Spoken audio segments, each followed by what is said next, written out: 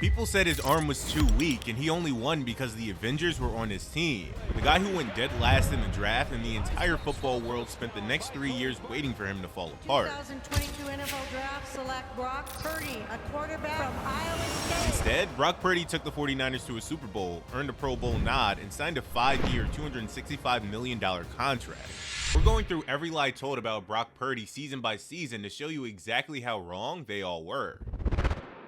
Brock Purdy grew up in Queen Creek, Arizona in a very athletic family. His dad, Sean, played minor league baseball, his sister played college softball, and his younger brother, Chuba, eventually played quarterback as well. Football ran through that house from day one. Brock was throwing routes in the backyard before he was even old enough to read a defense, and from the moment he put on a helmet, there was only one position he ever wanted to play. The problem was his timing though. During his junior year of high school, right when college coaches were making their lists and watching film on prospects, Purdy came down with mononucleosis. It completely wiped him out and that recruiting window closed before it ever really opened. Then the following year, he shredded his hand on a cactus during an outing with his team. Having 2 bad breaks during the exact years that determine your recruiting stock meant a kid putting up massive numbers in Arizona became an afterthought to most programs. Even with those setbacks, he still won the Arizona Gatorade Player of the Year award. He threw for over 4,400 yards and 57 touchdowns his senior year, which was a state record, and he took Perry High to back-to-back state championship games. None of that moved the needle though for the big schools. He came out of high school as a 3-star recruit with almost no scholarship offers, and Iowa State was the only program that saw something worth betting on. When Purdy arrived in 2018, the Cyclones hadn't put together 4 straight winning seasons since the 1920s, but Brock got there, sat 3rd on the depth chart, and was starting within 2 weeks of his freshman season after injuries took out the guys ahead of him. He did a lot more than just survive. He completely rewrote the program. By the time he left after 4 years, he held 32 school records, including career passing yards, touchdowns, completions, and attempts. He threw for 12,170 yards and 81 touchdowns. He led Iowa State to their first ever Big 12 championship game appearance, and finished his junior season with a Fiesta Bowl win over Oregon. The Cyclones had 4 straight winning seasons for the first time in nearly a century, and he did that at a program that had never produced an elite NFL quarterback. The 2022 draft came around and scouts had the same old questions. They said he was too short and his arm wasn't strong enough. One team scouting report, which later became public, described him as a limited athlete with a weak throw repertoire. He was told in the days leading up to the draft that he might go as early as round 4 or he might not get drafted at all. Finally, with the absolute last pick in the entire draft, the San Francisco 49ers called him at pick 262, and he was officially Mr. Irrelevant. What almost nobody reported at the time is what happened a few weeks later in training camp. Kyle Shanahan pulled 49ers CEO Jed York aside and told him he thought Purdy was already the best quarterback on the roster. He wasn't talking about the best backup, he meant the best quarterback on a depth chart that included Trey Lance and Jimmy Garoppolo. The team had traded 3 first-round picks to move up and select Trey Lance just a year earlier. So Shanahan said they would keep Trey Lance as a starter for now, but his mind was already made up on Brock.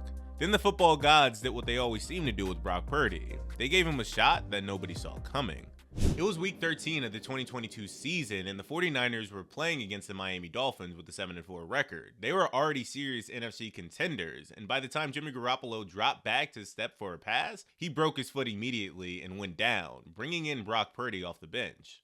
He didn't get a warm-up series or a soft opponent to help him find his rhythm, especially since the Dolphins were absolutely rolling that year. The thing is, it just didn't matter because Purdy went 25 of 37 for 210 yards and 2 touchdowns. San Francisco walked away with a 33-17 win, and Purdy made history as the first ever Mr. Irrelevant to ever throw a touchdown pass in a regular season game.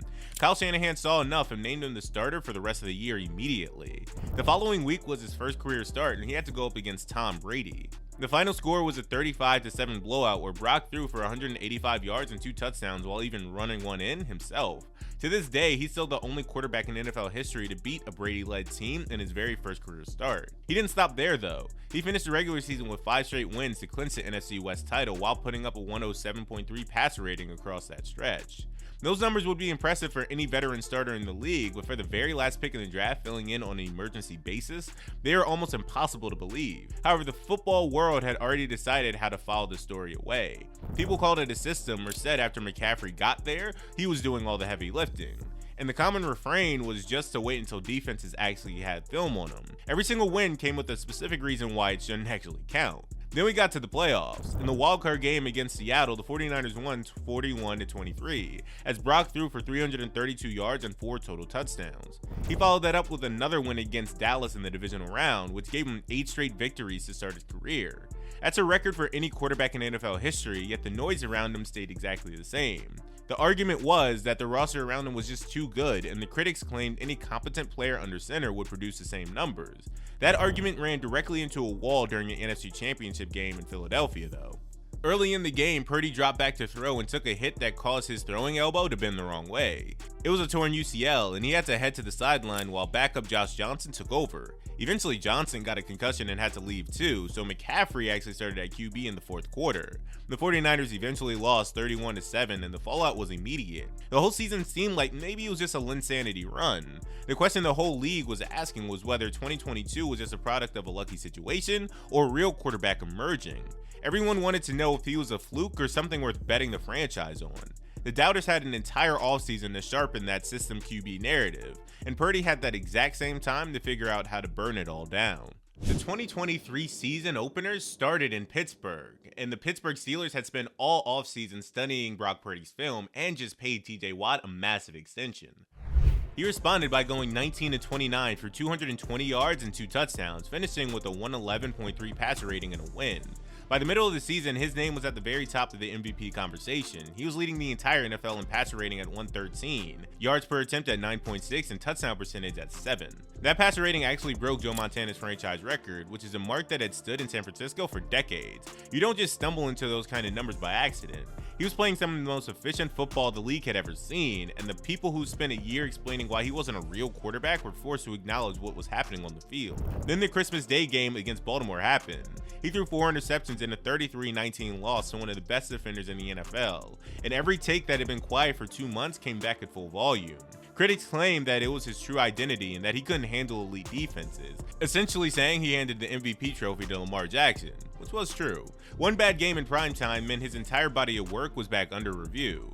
Purdy finished the regular season with 4,280 yards and 31 touchdowns, but he ended up 4th in MVP voting. That 4th place finish shows exactly how the narrative worked, because he put up one of the best passing seasons in 49ers history, only to be overshadowed by one bad night in December. The playoffs told a much different story about his value, though. In the divisional round against Green Bay, the conditions were rainy, and Brock struggled for 3 quarters while the 49ers fell behind.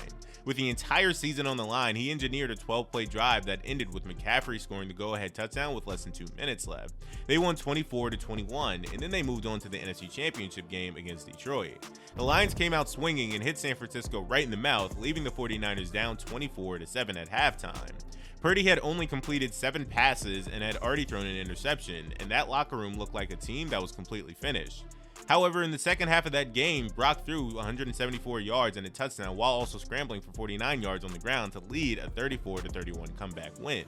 That kind of turnaround doesn't happen without a quarterback who stays locked in when everything else looks like it's falling apart around him. A simple game manager doesn't make those kind of plays. That led to Super Bowl 58 in Las Vegas, where it was Purdy against Patrick Mahomes, the guy everyone considered the best on the planet.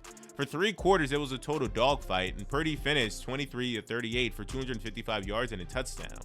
He played well enough to win that game, but in overtime, Mahomes took the ball and marched 75 yards for the winning score. The Chiefs won 25-22, and the final box score gave the doubters exactly what they wanted to see. They claimed Patrick elevated his team while Brock just managed it, and the ring went right back to Kansas City. Purdy went home with a loss and a label that seemed like it was never going to go away. He had reached 2 straight NFC Championship games, made a Super Bowl, earned a Pro Bowl nod, and put up a historic season.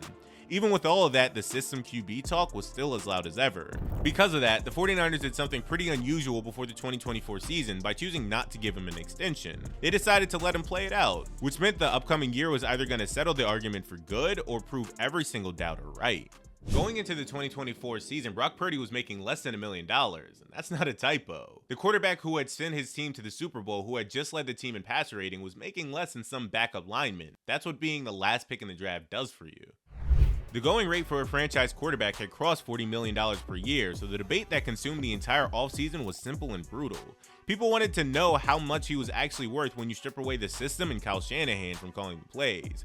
The 49ers made a deliberate choice not to extend him before the season because they wanted one more year of data. What they got instead was the most injury-wrecked season any team had endured in recent memory since their 2020 season. And it turned what should have been a clean evaluation into something almost impossible to grade fairly. The roster fell apart immediately. McCaffrey went down first with Achilles tendonitis in both legs and missed the first 8 weeks of the season. Brandon Ayuk was coming off a 1,300-yard year when he tore his ACL in Week 7, and Deebo Samuel dealt with a string of injuries that kept him from ever being fully healthy. Trent Williams missed significant time with ankle problems, and their first-round pick Ricky Pearsall was shot in a robbery attempt before the season even started. At one point, the team was down to their 5th-string running back. The numbers at the end of the year ranked San Francisco as the most injured team in the entire NFL. With Purdy on the field, they went 6-9. Those 9 losses sound bad, and a lot of them were, where he would break down over the course of the game, throwing some bad interceptions down the stretch. The 49ers season ended at 6-11, and they missed the playoffs for the first time since 2020.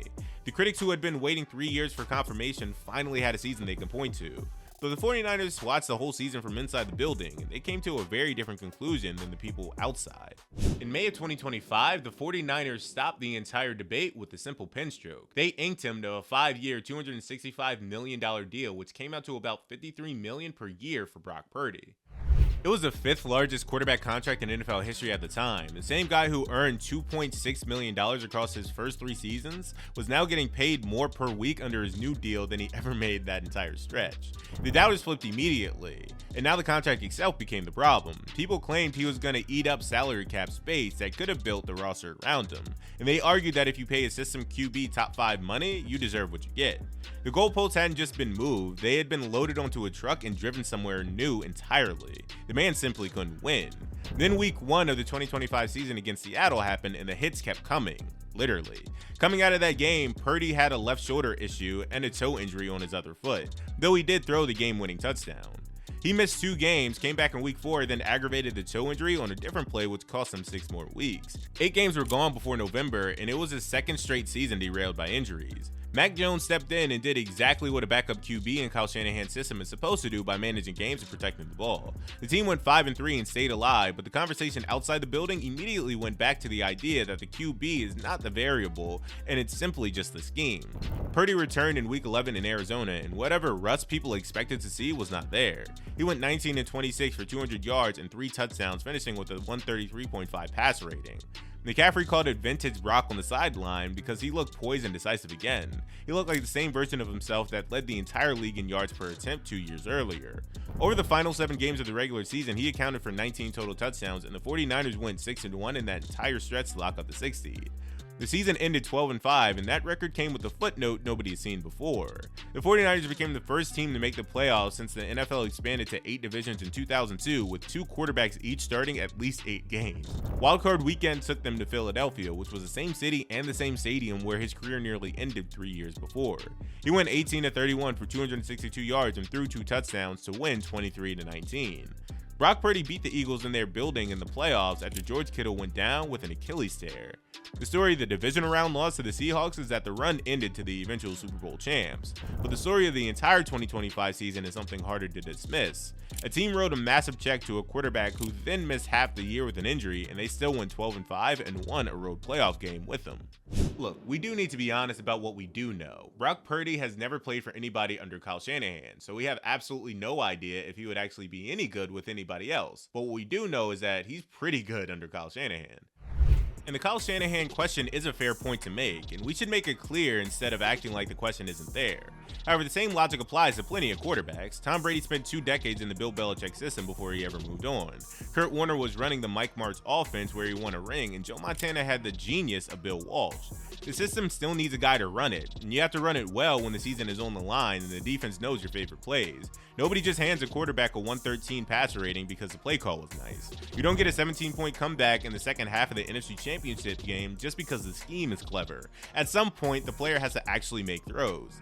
Steve Young explained it better than anyone when he talked about the things NFL scouts can't measure. He said the position comes down to something that never shows up on the tape, which is the ability to keep your heart rate down when everyone else is panicking.